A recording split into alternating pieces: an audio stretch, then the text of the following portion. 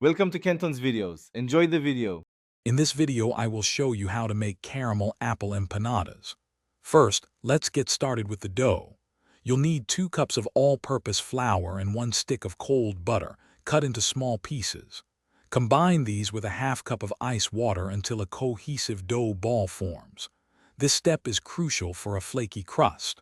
Once your dough is ready, wrap it tightly and chill it in the refrigerator for at least 30 minutes. This resting period makes the dough much easier to handle later on.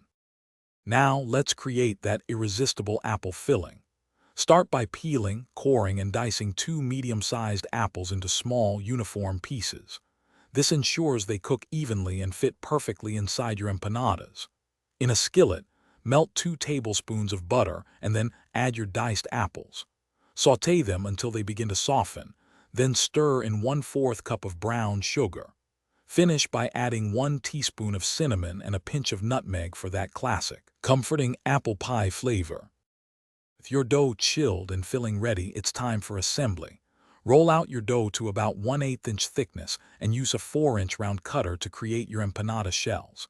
Place a generous tablespoon of the apple filling onto 1/2 of each dough circle, leaving a small border. Fold the dough over, creating a half-moon shape, and crimp the edges with a fork to seal them securely. Brush each empanada with an egg wash for a beautiful golden brown crust. After baking, a drizzle of rich caramel sauce is the perfect finishing touch. Finally, let's get these delicious treats baked. Preheat your oven to 375 degrees Fahrenheit.